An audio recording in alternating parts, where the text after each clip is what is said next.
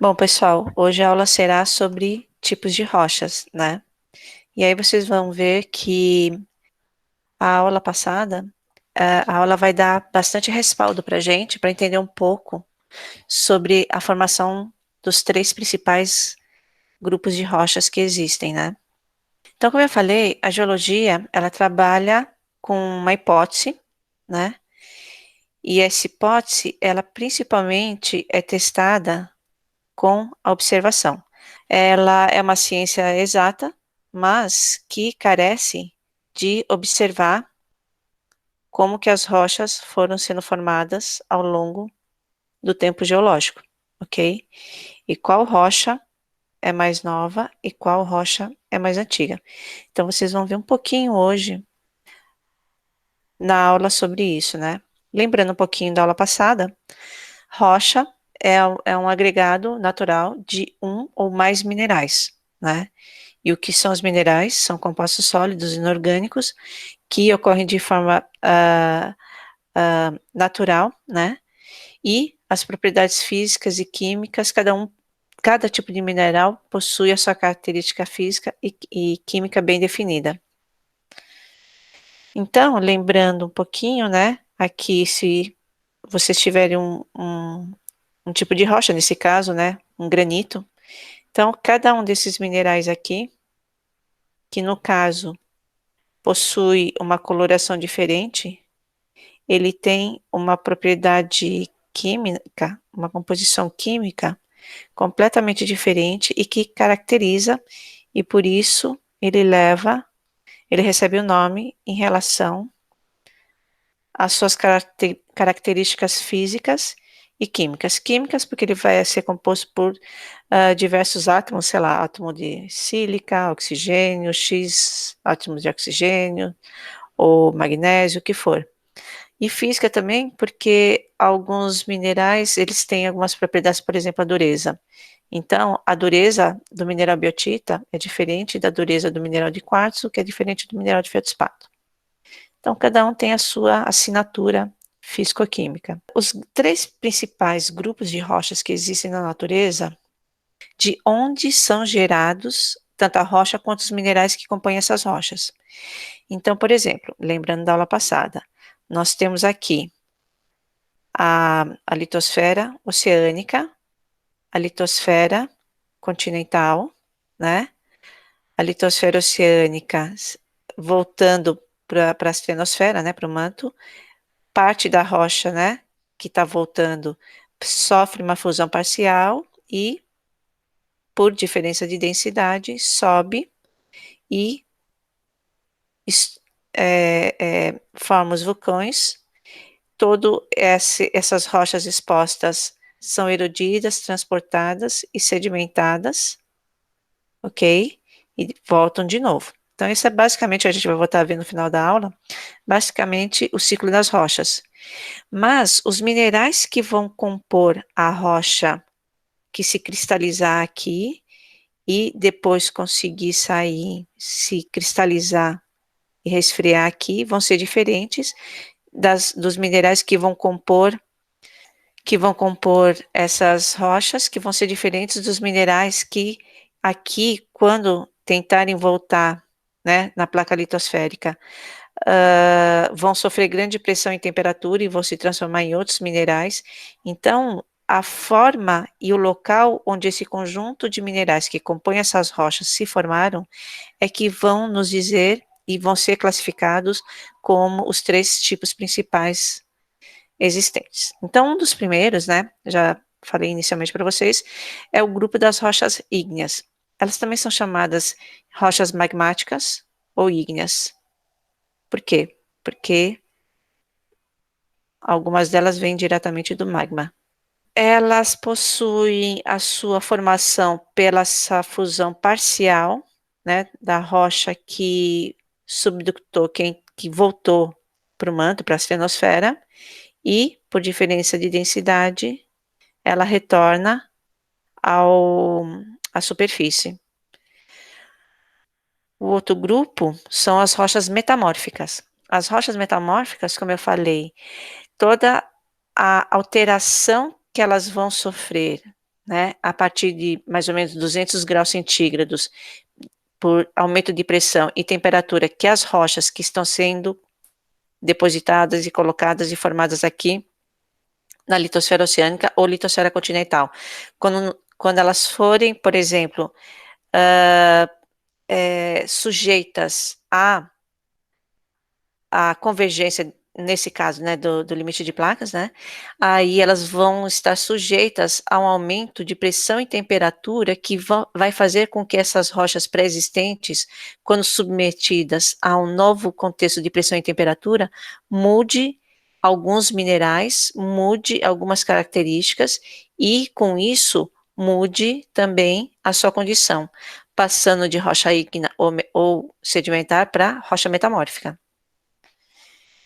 E rochas sedimentares, que durante todo o processo né, das rochas que estão expostas, que podem elas ser rochas sedimentares, ígneas ou metamórficas, sujeitas, né, aos produtos de erosão e intemperismo, onde é o desgaste delas e todo esse material transportado e depositado na bacia sedimentar, é chamado é colocado no grupo de rochas sedimentares, né? Então vocês vejam que não só os minerais que compõem essas rochas, mas onde e de que forma elas foram geradas é que vão nos dizer em que classe maior elas estarão classificadas, tá? Então vamos começar das rochas ígneas. Então, as rochas ígneas, como eu falei, quais são os pré-requisitos para elas se formarem? Nós temos aqui, de novo, a placa, nesse caso, litosférica, oceânica, subductando por debaixo da placa continental.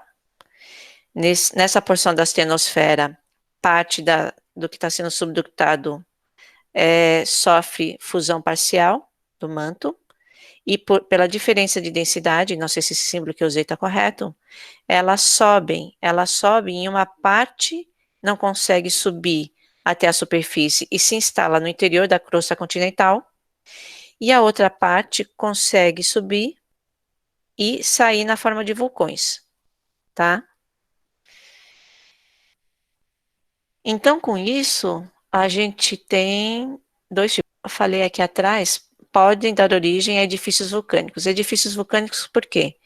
Porque na superfície, né, toda essa extrusão do material ígneo, ele vai formando edifícios, construções de rochas ígneas, né?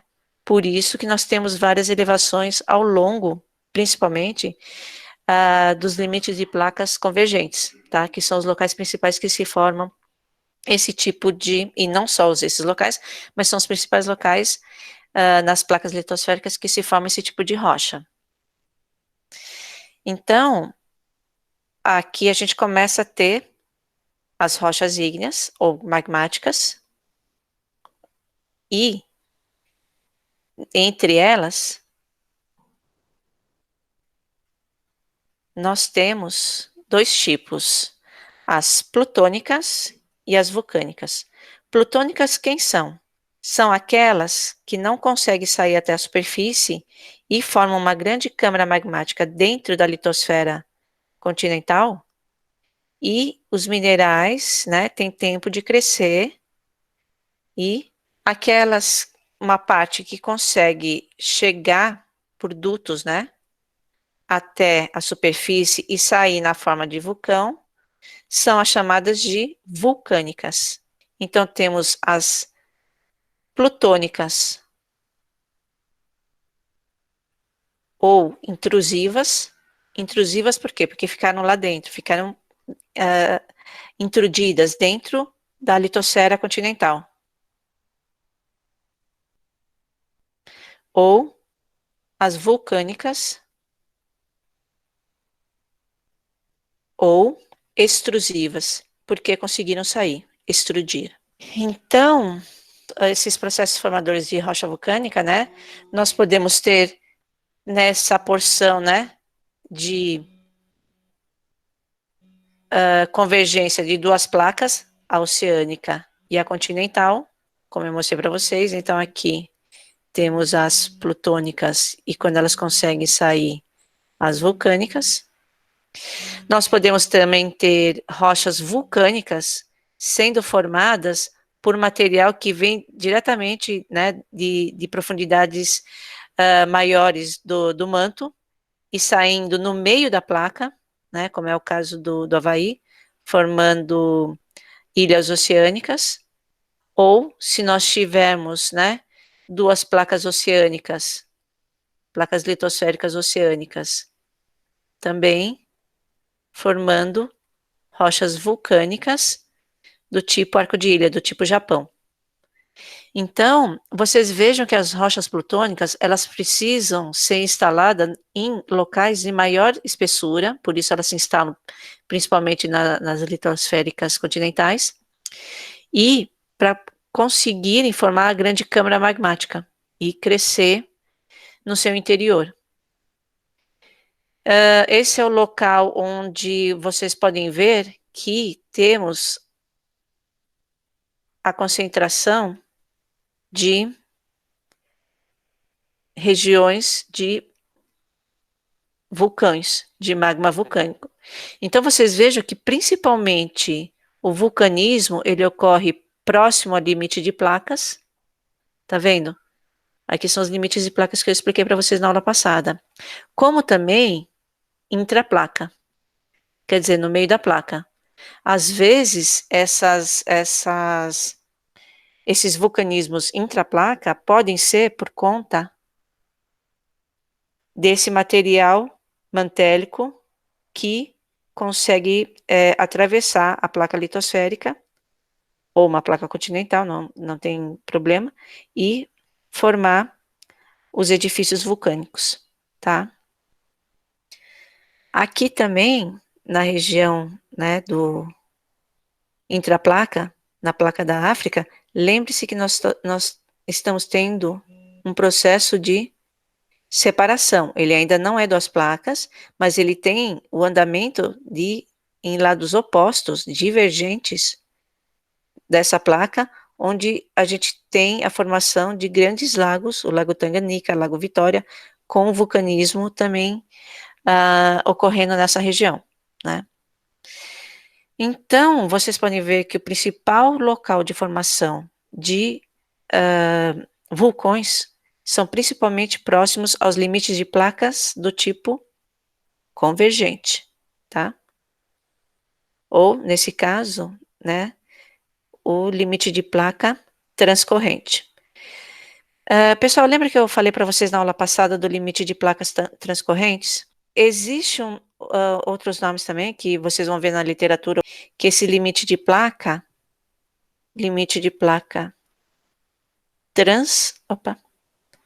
transcorrente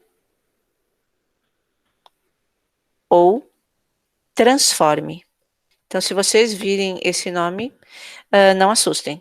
É o outro termo aplicado para limite de placas transcorrentes. A gente tem o caso aqui da América do Norte. E não por acaso, nessa região onde nós temos também formação de vulcões, né, com o encontro de duas placas litosféricas, e a grande pressão que elas sofrem, uma em direção à outra, são os locais principais de ocorrência de terremotos, de sismos. Então, tanto essa convergência das placas, quanto a geração e a explosão de algumas câmaras magmáticas, né, na forma de vulcões, são locais que nós temos terremotos, né, que temos os sismos. E aí, dependendo de onde é aliviada a pressão, se mais próximo da superfície ou mais profundo, nós temos, né, como propagação desse tremor, um maior ou menor impacto na região, nas cidades, por exemplo, onde está próximo. Por isso que o pessoal fala, quando o tremor é raso em relação ao quê? À superfície da Terra. O tremor, ele tem uma maior propagação, né? Então, ele tem mais desastres, né? Pode ocorrer, né? Do que o tremor lá embaixo, porque quando essa onda de tremor vai se propagar, ela se dissipa, e se ela é bastante mais profunda, né, ela tende a se dissipar conforme ela chega na superfície. Então, nós temos aqui um exemplo, né, das placas na região do Canadá, né, onde nós temos locais que sofreram, né, o terremoto em função da propagação. Então, aqui um exemplo da placa litosférica, o material ígneo plutônico, que não consegue sair e a rocha continua com seus minerais crescendo no interior da placa. E aí, esse local pode variar da superfície de 2 quilômetros de profundidade até, sei lá, 10 quilômetros de profundidade, 5, 7, né? E se ele conseguir sair, ele vai ter o mesmíssimo mineral, composição mineralógica, e vai se tornar uma rocha vulcânica. E aí vocês veem que, se dependendo da composição, né, dessa mineralogia, quanto melhor ele conseguir crescer dentro da placa continental, ele cresce com os minerais e formam de granito. Quando esse material sai, extrude e forma as rochas vulcânicas, se você fizer uma análise química dessas duas rochas, né? Na realidade são essas duas, né? Que são a composição. Elas vão ter a mesma mineralogia. Essa com essa e essa com essa. Elas vão ter a mesma mineralogia, a mesma composição química. Porém, aqui, quando a rocha vulcânica sai, ela resfria rapidamente. E aí não dá para os minerais crescerem. Aqui, quando ela se instala aqui, ela cresce, os minerais crescem mais devagar, ao longo dos milhões de anos, né? Então, isso quer dizer que se você verifica rochas graníticas com grãos maiores, e você consegue ver, né? Você vê que tem diferenças de granulometria nos tampos, né? Aí você consegue verificar que esses minerais tiveram mais tempo de crescer do que os minerais aqui. Então, a textura, né, o tamanho dos minerais versus o tempo de resfriamento que as rochas vão ter, é que vão dizer se ela é uma rocha intrusiva ou plutônica, ou se ela é uma rocha extrusiva ou vulcânica. Então tá aqui, o grupo das rochas ígneas ou magmáticas, temos as plutônicas ou intrusivas, vulcânicas ou extrusivas. Então o que acontece? Rocha plutônica ou intrusiva, rocha vulcânica ou extrusiva, tá? Então, como é que a gente funde parcialmente uma rocha quando ela volta para o interior do manto? Então, a gente tem um aumento da temperatura, o aumento da pressão, esses voláteis e a água das rochas que estão vindo da superfície e estão voltando para o manto, né? E a composição, né, dessas rochas vai ser... Então, tá aqui, classificação de uma rocha em função da sua mineralogia. Conforme ele tiver mais rochas, mais grãos de quartzo, por exemplo, né, ele vai ser classificado como um tipo, conforme ele tiver mais grãos minerais composto de magnésio, ferro e etc., ele vai ter uma outra composição. Então, a rocha vulcânica, seja ela extrusiva ou intrusiva, ela se classifica de forma félsica, como falei, só para saber mais, tá, pessoal? Não cai no Enem. E máfico. Então, as rochas máficas, que são aquelas rochas mais escuras. Professora, por que às vezes tem granito clarinho, branquinho, rosinha, e tem granito mais escuro, etc.?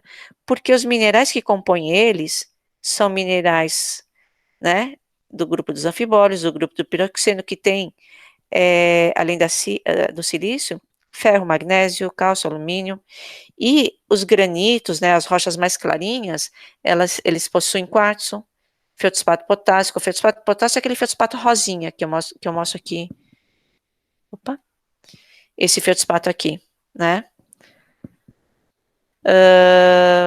Muscovita, quer dizer, biotita, etc. Então, a composição química dos minerais que compõem uma rocha, a gente vai classificar eles como máficos e félsicos, quer dizer, de uma forma grosseira, mais escuros, mais claros, né? Mas o correto mesmo são esses termos, tá? Por isso que vocês veem coloração diferente de rochas e tonalidades diferentes de rochas. Aqui também, só para saber mais, pessoal. Então, digamos que é uma rocha intrusiva versus a rocha extrusiva, vulcão versus o que ficou naquela câmara magmática dentro da crosta continental. Então, o mesmo nome de composição mais félsica, quer dizer, aumento na quantidade de sílica, aumento na quantidade de sódio, aumento na quantidade de potássio, né, na composição mineralógica, ela recebe o nome de granito, porém, se for uma rocha que saiu e solidificou na forma do vulcão, é chamado de riolito. Conforme ele tiver aumento de cálcio, magnésio ou ferro, aí essa composição da rocha, ao invés de granito, recebe o nome de gabbro e, ao seu equivalente vulcânico, ao invés de riolito, basalto, ok? Muito daqueles tampos de granito preto, que você quase não vê o mineral, é tudo muito pequenininho, podem ser feitas de rocha basáltica, tá? Então, é só um adendo para vocês saberem mais. Então, aqui está uma rocha granítica, ok? Um pedacinho, com seus minerais crescidos. E a rocha basáltica. Na realidade, eu coloquei errado aqui essa figura, tá, pessoal?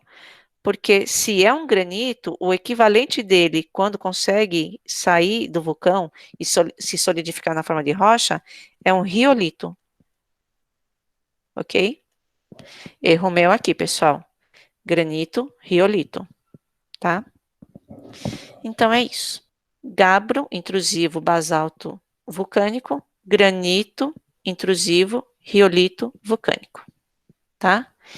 E também nós temos a porção que sai na forma de nuvem. Ela pode chegar a 700 graus centígrados. Aqui está um exemplo de duas rochas, uma rocha intrusiva, né?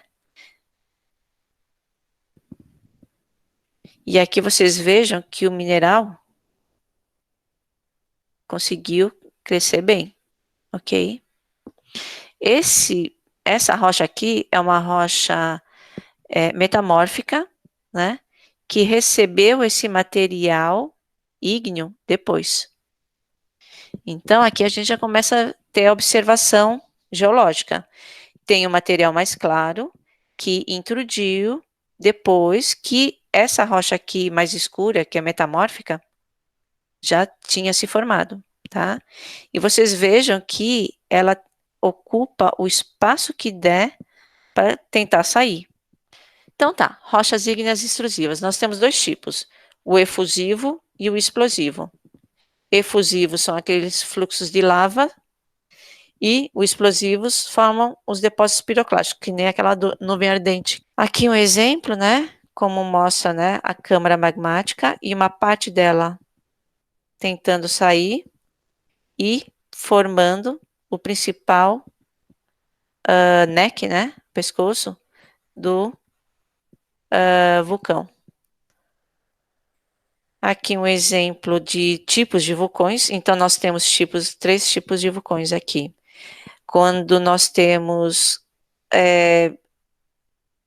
duas placas convergentes, placa oceânica com placa oceânica. Aqui, placa oceânica com placa continental. E subida de material mantélico diretamente perfurando, geralmente ele perfura a placa oceânica, formando ilhas vulcânicas, tá? Cada um vai receber ou não. Vocês vejam que isso aí recebe vulcão de arco de ilha, porque é placa oceânica com placa oceânica,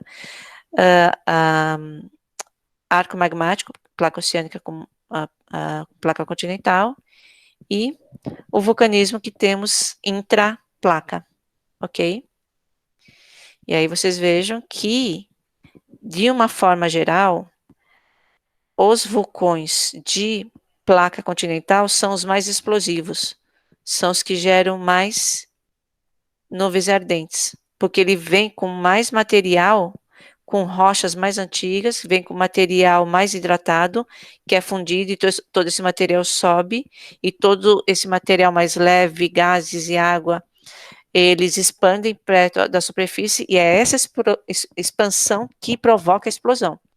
Então, aqui temos um exemplo, né, de lavas vulcânicas, né, como o vulcão aqui das Filipinas. Esse aqui eu não sei, eu não peguei de onde que é. E esse material aqui, tá vendo? Mesmo que fininho, é um material piroclástico. Não se enganem, essa nuvem pode chegar a 700 graus centígrados. Então, como eu falei lá atrás, né? Quando nós temos esse limite de placa, né? E esse acúmulo de esforço, né? Sendo gerado, né? Pela colisão das placas, né? Mesmo que outro material esteja sendo gerado, né? Para gerar o vulcanismo, então nós podemos ter tanto terremoto nesse contato entre as placas, né? Nesse esforço que as placas estão tendo, quanto durante, né? As explosões vulcânicas. São locais que ocorrem os sismos. Aqui também, né? Aqui são duas placas, né? Transcorrentes ou transformes, que quando elas conseguem, né? Dar aquele deslocamento, seja de 1, 2 centímetros, quer dizer, você tem um alívio de pressão, quando você tem esse alívio de pressão, é que nós temos o terremoto. E aqui, um exemplo das duas placas divergentes, também quando ela consegue ter o alívio, né, e cada uma se deslocar para um lado, aí o ponto que estava de maior pressão, quando ele tivesse alívio de pressão, ele gera a onda sísmica, tá? Aqui mais um exemplo para vocês verem como é que é a construção, né? Aqui é o cone vulcânico, todo feito pelo material que foi saindo progressivamente e formando a construção. Então, geralmente toda essa construção é construção de rochas vulcânicas, a chaminé, a cratera, a lava, então quando ele sai, né, com uma densidade maior é lava, e a fumarola, ou a nuvem, são as rochas piroclásticas. Então, essas rochas piroclásticas, né, elas podem ser bastante catastróficas, e quem dita para onde elas vão, quer dizer, elas podem sair, formar uma coluna ascendente, ou, né, com o tempo, tá vendo que essa coluna, ela desce pela densidade desses grãos piroclásticos que tem aqui, e ela corre junto com a lava. Só que a velocidade, por ela ser mais leve, é muito maior que da lava. Por isso que ela pode atingir muito mais rapidamente um vilarejo ou a região que está ao pé dela. E essa nuvem aqui de cima, quem dita a direção dela, para onde ela vai, são os ventos. E foi isso, né? Então aqui a gente tem os dois tipos, né? Tanto a nuvem ascendente quanto a nuvem que desce pela encosta. E, né? Eu não sei, ela chega a dezenas de quilômetros a velocidade dela, né? Então, ela pode ser bastante perigosa. E não à toa, né? Essas são cenas de Pompeia. Essa nuvem ardente pegou de surpresa, né? Pegou as pessoas dormindo, né? E elas não tiveram nem tempo de reagir, e por elas terem um rápido resfriamento, no momento que elas envolvem, né, o material, e elas, em questão de 1, 2 dias, elas já resfriam e já viram rocha. É fácil de quebrar ela, mas ela já se solidifica. E foi isso que aconteceu, né, aqui em Pompeia. E as partículas delas são partículas microscópicas, nano às vezes, né, de um material de sílica amorfo. E então é isso.